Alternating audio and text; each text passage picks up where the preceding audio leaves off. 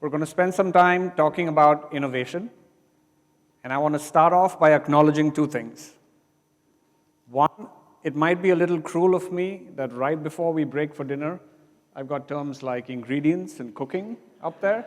Thank you for hanging in there with me. And two, I recognize there might be a bit of dissonance between that stated goal, let's talk about innovation, and what you see up on this slide here. Brad Pitt with a couple of serious-looking dudes in a boring-looking office. That part will come together, I promise. As some of you have figured out, this is a scene from Moneyball, a Hollywood production in which Brad Pitt plays the role of Billy Beane, a team manager, and Jonah Hill, who's an entry-level analyst, and together they combine and upend the world of baseball by changing the way teams do player selection. On the surface, it's a sports movie. As you look a little closer, it's a case study in innovation. Innovation that has some of the same ingredients that I'm going to talk about. But let's set Hollywood aside for a bit and jump in with a couple of quick definitions. There's a long-form version of this, obviously more thorough, but in its simplest form, innovation at a company is creating new stuff that generates value. What's hidden in this definition is the span of innovation. It ranges from customer-facing products to backroom processes, from the radical to the incremental. And what I talk about today, by and large, impacts the entire spectrum of innovation. The systemic flavor of innovation is the kind that pops up with some predictability, with some regularity across the organization. Different business units, different departments, different teams, they're all contributing to innovation. And there's a lot that goes into making innovation systemic, but as with anything else, there's a handful of factors that are most salient in predicting that systemicity of innovation. So I'm going to talk about what I consider the top 3 ingredients that predict causally the systemicity of innovation. And to do this, I draw upon my experience, published research, and plenty of conversations with academics and peers that I hold in high regard. All right, stage is set. If someone can do a drum roll, that'd be awesome, but let's dive in. There you go. Ingredient number 1. Democratize innovation in your companies. What does that even mean? It means, in big part or small, making innovation the remit of everyone in your organization. There's different models of innovation out there. There's a central model in which most typically an innovation team and innovation hub, they lead the charge. They have remit to innovate across the organization. Then there's a distributed model, the democratized model, where innovation is implicit in everyone's job title. Both models have their strengths. And arguably, the most innovative companies deploy a combination of the two. The central model, that is awesome for bootstrapping an innovation practice, getting some wins going. But when it comes to driving systemicity of innovation, the evidence suggests that it's democratizing it that is the imperative. There's a few reasons behind that. First up, innovation is a numbers game. A lot of attempts at innovation will fail, and that is okay. The most innovative companies understand this fact and intentionally create a wide top of the funnel for the innovation pipeline, because they know the walls of that funnel are pretty steep, and only a modest percentage of innovation attempts are actually going to get commercialized. These companies create a framework, a structure to evaluate, fund, sustain, and commercialize innovation. And once that framework is created, they give a lot of freedom to their teams to operate in that framework. They bring their numbers to bear. Another reason to democratize innovation is the steep arc technology advancement is on. We all know it's been that way for decades. But just in the last 5 to 7 years, it's been on an absolute tear. That's because of AI. New frameworks come through every few weeks. Applications of those frameworks abound every few months. And what that's creating is a wide territory of mini inflection points in technology, in business. It used to be that you could send a few people from your company to marquee conferences, have them subscribe to the leading publications, and between these main stage announcements, if you will, those employees could bring back all these major technology inflection points. Can't do that anymore. Because a lot of these things are going to happen on the edges, on the fringes, and we need numbers to watch that wide territory of interesting things unfolding. 5 members of your innovation lab watching the entire arc of AI, bringing back everything that is relevant to your company? That's all right. Couple that with 2,000 members of your team, each spending small amounts of time in their work week watching the arc of AI, bringing that back, operating within a framework. That is special. And not just from a numbers perspective. Also from an employee morale and retention perspective, that is critical.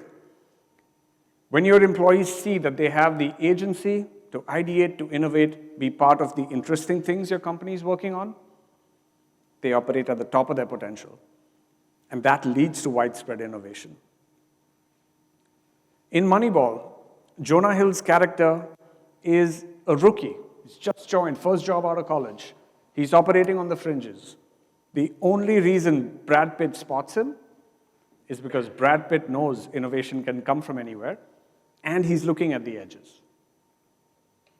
Even outside this Hollywood example, there's plenty of examples in real life, major wins that we interact with today that came from bottoms-up, democratized innovation. Gmail started as the side-of-the-desk project for one Google engineer. Sony PlayStation, exact same story. And I apologize if this is blasphemous to some, but there's plenty of published literature out there that suggests the iPhone was the result of bottoms-up experimentation well before it got associated with the genius of one man. All right, great. So you've democratized innovation. You've got the word out. The air in your company is buzzing with excitement. People are raring to go. Let's talk about ingredient number 2. It's a tactical one, but a vital one to ensure that energy actually translates into action, and that action is congruent with your business goals. Set the right incentives. If I can get academic for a second, there are 10 stated principles of economics. And an authority in the field once told me the most important principle is the 4th one. That principle states people respond to incentives. Say you're part of a team that is chasing down quarterly financial targets, revenue, margin, customer acquisition, all in time for the next earnings call. It's kind of hard to innovate, isn't it? You have no reason to, no incentive to. Say you're part of another team that does a lot of innovation work, but it's coming at the cost of running the core business, maybe even negatively harming the core business. That's the kind of stuff CFOs' offices clamp down upon. The key is finding balance. There's many ways to do it. I quite like a framework called Perform, Transform, Goals. On one axis, you have goals designed to run the core business, perform, the here and now. The other axis has transform goals. These are goals designed to feed the future through innovation, through transformation. Each individual, each team, each department needs well thought out, well communicated goals that are a mix of the two. The team we talked about, chasing quarterly targets, maybe their incentive mix is 90% perform, 10% transform. Another team that's in an area of the business that needs transformation, maybe their goals are 20% perform, 80% transform. Whatever that mix is, it needs intentionality of definition. There's intent to innovate, and then there's intentionality that actually makes it happen. And oftentimes there's chasm between those two things. Setting the right incentives, using frameworks like perform, transform. These are bridges that get you from intent to intentionality. In Moneyball, not quite perform, transform, but there is a pivotal moment where Brad Pitt, the team manager, sets the right incentives for his team. He helps them understand our goal is not to chase and set our eyes on buying players. Our goal is to buy runs. And it's that paradigm shift that leads to the adoption of Jonah Hill's statistical model and changes things. Okay, great. So you've democratized innovation. You've set the right incentives. Now let's take a look at ingredient number 3. This one might be my favorite. Celebrate failure. We all know this feeling by maybe different terminology. Celebrate learning, celebrate experimentation, de-risk failure. But I quite like this more controversial, more provocative rendition of that feeling. And here's why. Every company does a decent job at celebrating success stories. At company town halls, all hands, you've got members of teams that have delivered successful innovation. They're up there telling their stories. This is great. It puts wind in the sails of many. It drives more innovation. We got to keep doing it. But when you share that stage of stories of success with stories of failure, something magical happens. And to understand that magic, please indulge me in a couple of scenario visualizations. I want you all to think of a time when you and your team were deeply invested in an idea. You championed it, you built it, you launched it, and it met its objectives. It succeeded. Now think of another time when you were similarly invested in an idea. You launched it, you measured it, only this time, it didn't meet its objectives. It failed. Now think of the aftermath of these two very different outcomes. In the case of success, chances are there was some jubilation, high fives, a couple of your team members did mini victory laps. You assumed your leading hypothesis going into it. That's the one that came through and you move on. In the case of failure, though, something very different happens. You channel your disappointment in trying to figure out what happened. Your team and you put your heads together, you put several hypotheses on the table, you discuss and debate, you seek opinions from outside the team. You take a second and third look at the data, you slice and dice it, you look for hidden angles, you look for granularity in search of answers. Net, the learning you get from that failure is massively higher than the learning from success. Now, this is not some individual conjecture of mine wrapped up in clever hypothetical scenarios. The learning potential of failure being higher than that of success, well-documented phenomenon, it's a principle we can feel good about. So when you share that stage of success with stories of failure, two things happen. One, the learning, not just of that team, of your entire org goes up.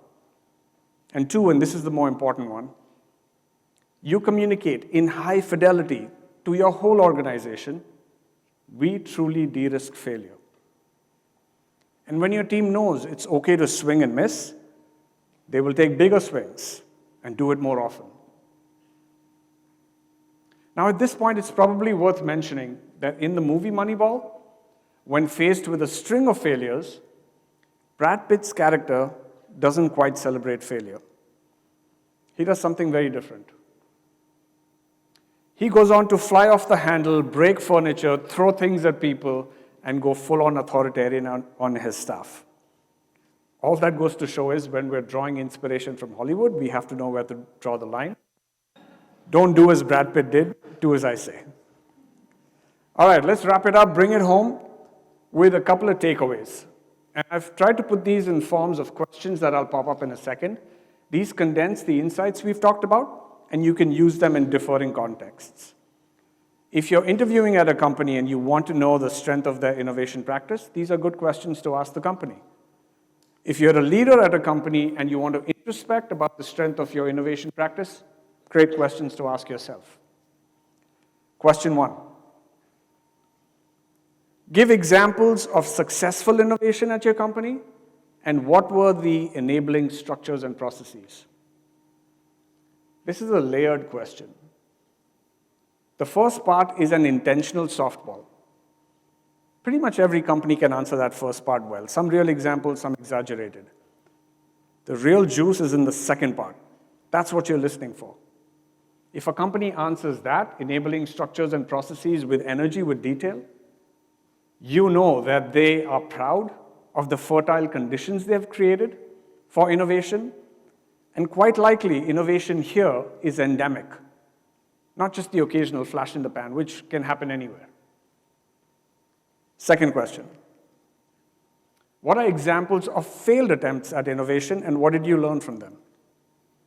This is an advanced level question in an innovation practice.